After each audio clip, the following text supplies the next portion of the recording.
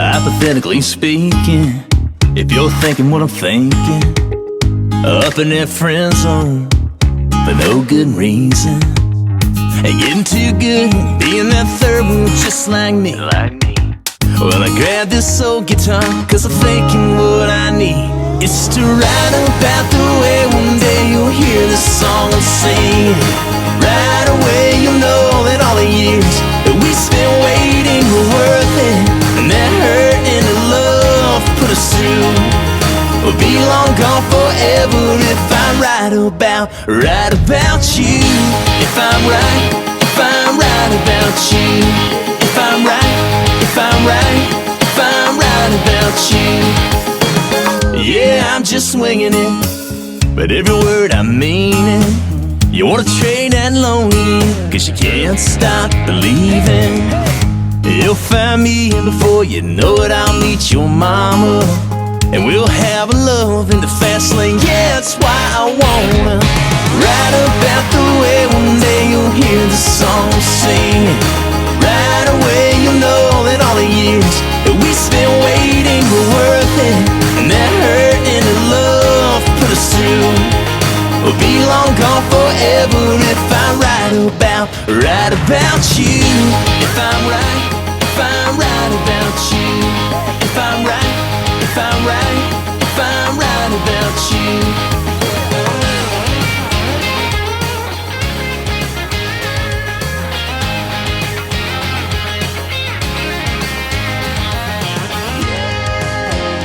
Hypothetically speaking,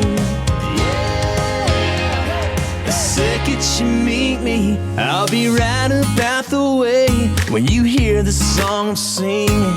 Right away you'll know that all the years we spent waiting were worth it, and that hurt and the love put us through will be long gone forever if I'm right about you. If I'm right about you. If I'm right about you.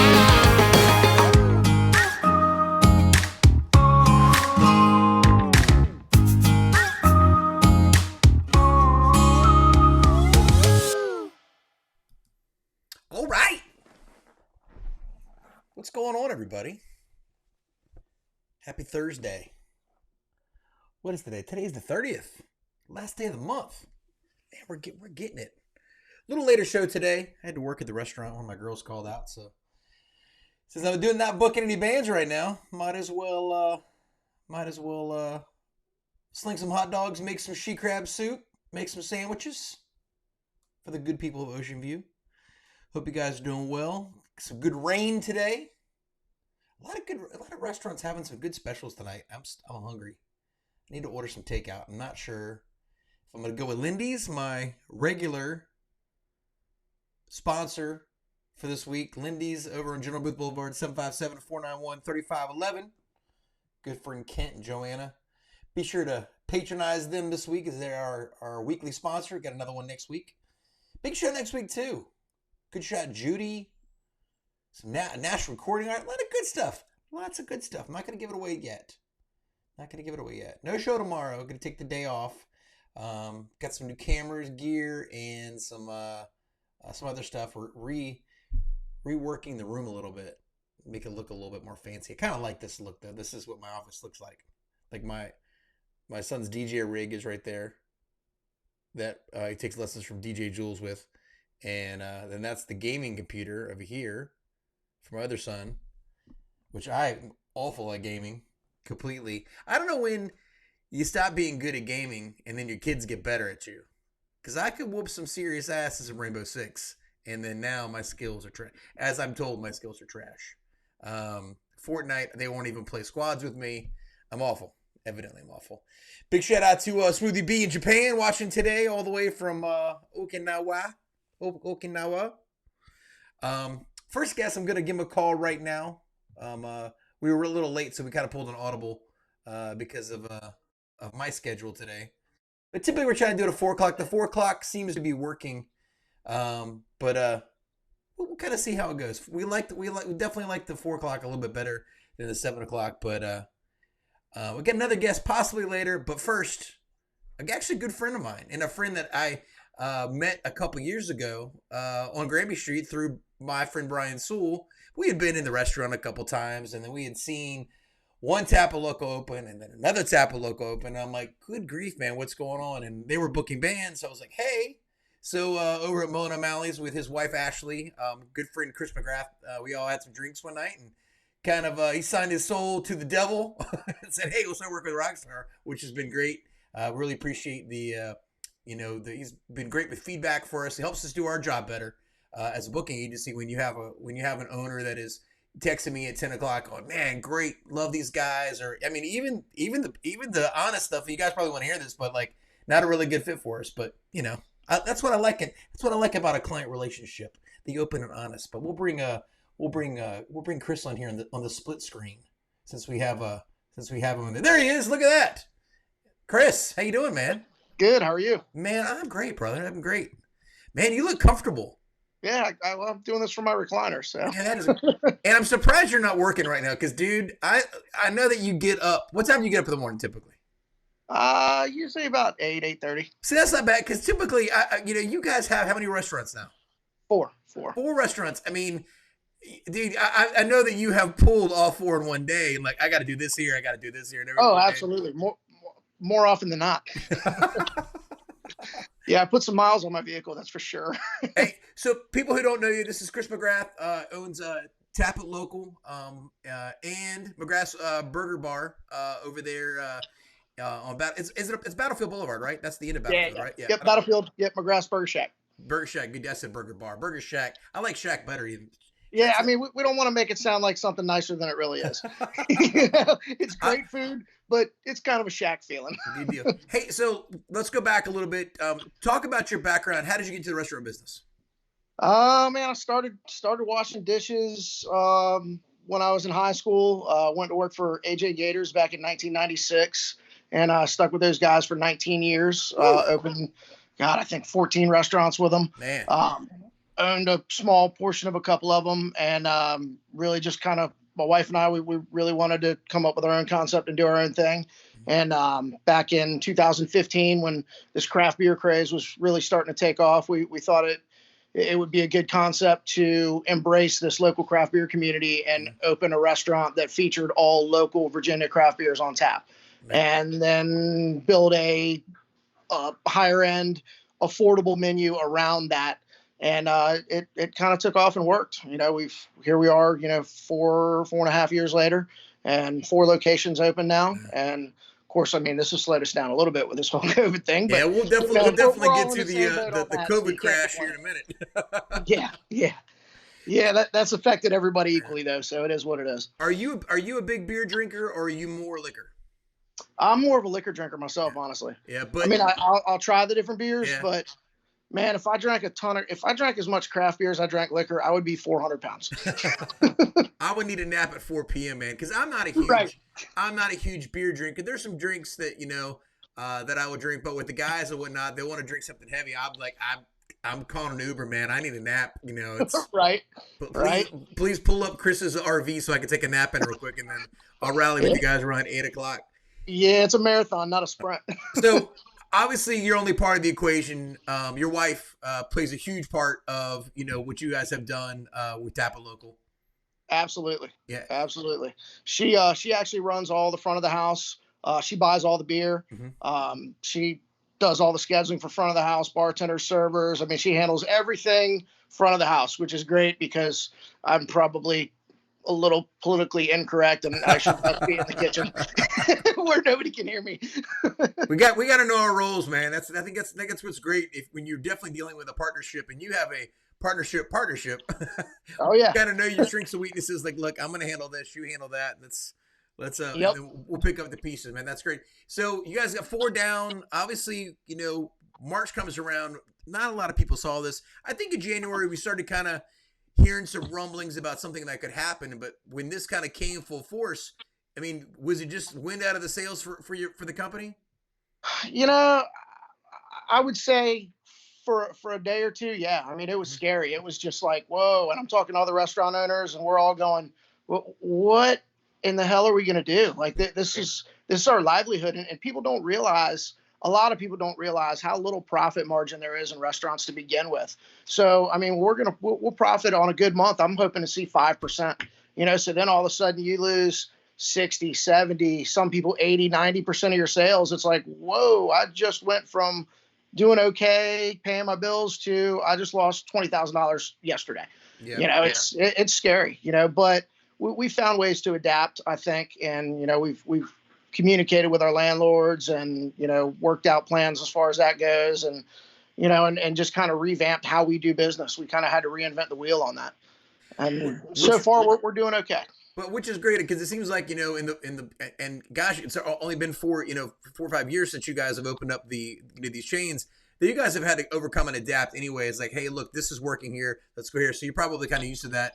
And which has been great. I think a lot of people are in that same boat, talking to their landlords. Not everybody. I can even tell you with my landlord at my restaurant, we've been there for 47 years, and we're not asking for a reprieve, but a little break to put it on the back end or something. But I've spoken to a lot of clients and a lot of friends that are going through this, and they're like, no, it's business as usual, guys. We have a company to run or whatnot. I definitely understand that, but I think these are some special times that we're in. Everyone is in the same boat. Oh yeah, we are. Yeah. We are. We didn't screw something up, and now all of a sudden our sales dipped. It's literally they took away how we make money, and it's like, okay. And a lot of people also don't realize that restaurants make up over 10% of the entire workforce in the United States. I mean, that's a big number. Yeah. I mean, shoot, that's pushing what? That's 30 some million people. Yeah. I mean, it's crazy. What's crazy is that I talk to I've been a musician for over 30 years and been in the business that long, and I talk to people who are in the restaurant business and musicians all the time that there has to be a screw loose on our heads that we take joy in providing good food, good entertainment. And how many times you've been in the restaurant business for decades? You've seen people get married, you've seen bachelor parties, you've seen people celebrating so many different things, and we as people we have people at home that we're missing, but at the same time, man, we're giving it all we can for this. We definitely there's some mental issues probably going back there. Yeah. I tell people all the time, man, anybody that I know that says, man, I really want to get into the restaurant business, I go, oh, I got some advice for you. Don't. You're either built for it or you're not. What's your favorite part, is, you guys have come in, obviously you work with another company and, obviously working for somebody, you see the good and the bad, you big bar steal, you kind of figure out how you're going to handle things. What's been your kind of favorite part when you and Ashley have kind of got together with Tappit Local and, started these, started with the very first one, and you guys started in, with the Norfolk location and then shut down. Oh yeah. And then had to do a complete renovation and then back up. What's been your favorite part as far as with that? I honestly, the support that we get from people because of what we do, just making people happy, and then them being happy for us as we expand and grow. And, it's just interacting with people really is the big thing. It's very fulfilling. Yeah. Now you've got your oldest son now, with kind of involved now with the food truck. Yeah. Yep. So, of course, now wasn't the best time to buy a food truck. Didn't know that back in December. Oh man! Well, I tell you, the food trucks are killing right now because they've gotten some special pre from the local municipalities, being able to go into neighborhoods as long as you're on private property. Obviously, there's right. We're Virginia's, and especially Virginia Beach, Hampton Roads. We have rules upon rules upon rules. So it's good to see people are figuring things out, and they are surviving, and I think that's what's great. Have you had any trouble? Did you guys have to furlough anybody, or a portion of your staff? Are you having any problems now? Yeah. Are you having any problems now trying to get people back in because they are working, they are getting unemployment, and whatnot? Are you having problems getting those people back? Yeah. I mean, we went from having about 70 people on our payroll to 2 weeks ago, I think we had 9 people on our payroll between 4 locations. Because we'd cut our hours back to 4 hours a day. We were doing 5 to 9 p.m., just doing what we could to try and, keep the doors open without being eaten up on payroll because we just couldn't afford it. Yep. And then we did get some loans, and so trying to get people to come back now, and we open all the stores now 11 to 9, Mm-hmm. and it's tough because the government just kind of, I don't understand what they did with unemployment where, okay, so this guy was making $25,000 a year, so we're going to put you on unemployment. We're going to pay you $50,000 a year to stay home. And it's like, oh, wait, what, how do you get a raise by going on unemployment? I don't get it. Yeah, But it doesn't that's make a what lot they of did. sense. It doesn't make, because it seems how they just kind of just put everything across the board to make it even. I think Yep. it was, they just tried to expedite it to try to make it quicker to get it done. And it was like, okay, we got this done. And now we have a different problem. And I get it as far as being able, we didn't have to furlough anybody for, for the restaurant, but I've got 300 musicians, 300 organizational bands, vendors that, for us that are out of work. Oh, absolutely. Now, luckily they have, with the power of the internet, and we talked about it this week, being able to go online and do these shows.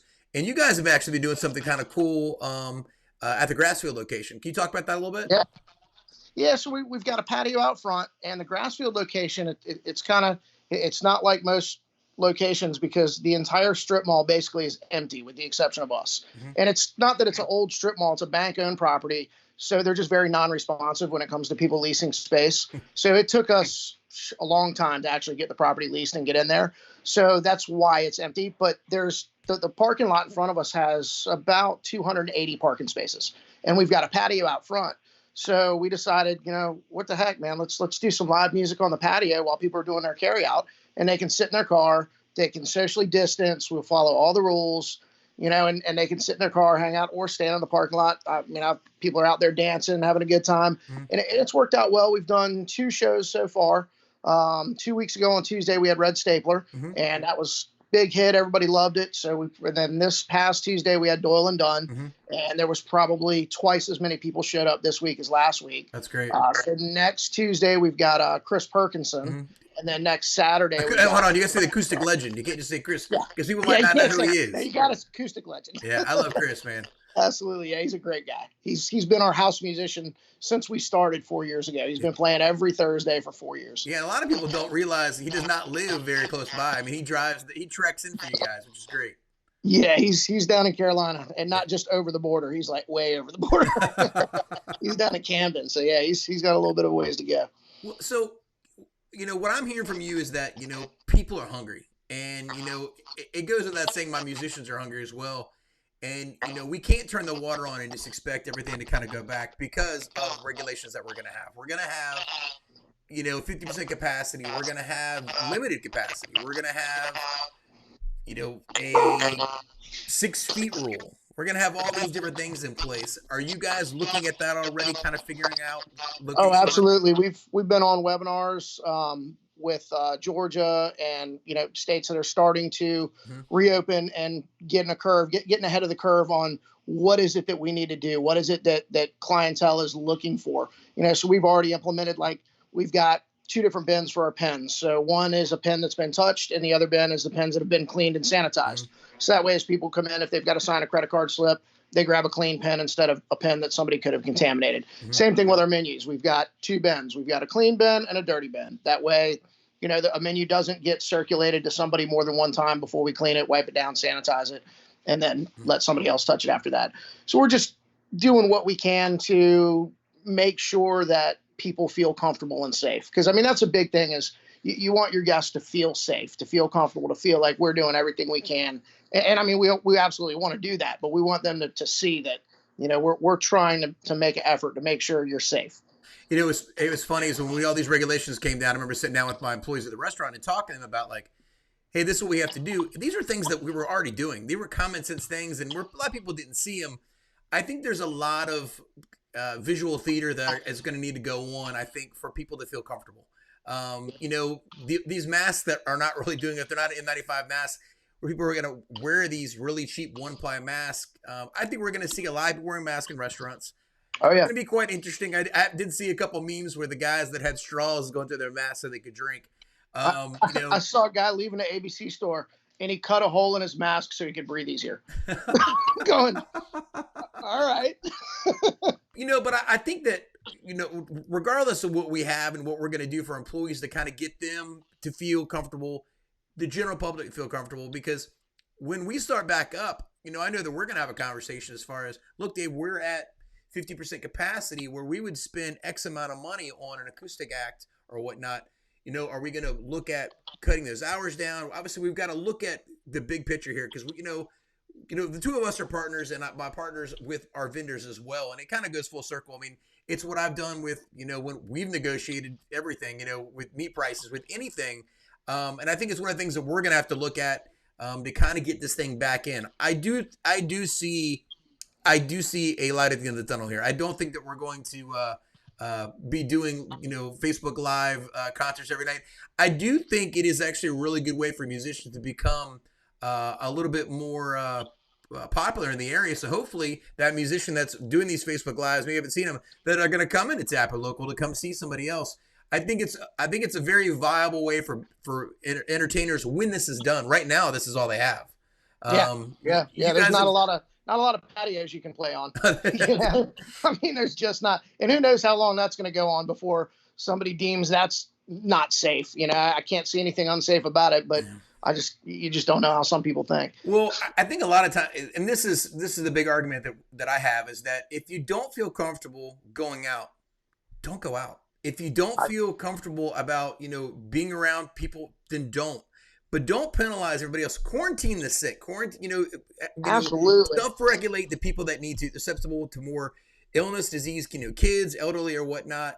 And this is going to have to play itself out with vaccinations, with just pure common sense. And I think hopefully that our government is really going to see that, because that's what I'm afraid of, is that some lady who's probably never been to Tappit Local is going to see it online that you had entertainment, and she's going to call somebody who's going to call somebody, and you'll get a phone call. Because I've had other vendors try different things, and that's sure enough somebody who didn't, probably had never even been to that place, just calling to complain about, people trying to get through. We're trying to big barn steal to survive.